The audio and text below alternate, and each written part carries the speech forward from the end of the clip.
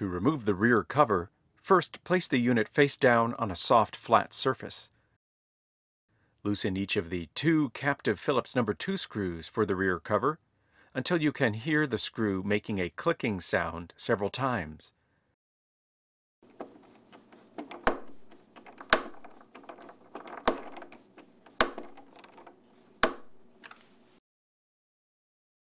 Pry the bottom of the cover up and remove the rear cover from the PC. The rear cover has several hooks along its outer edge.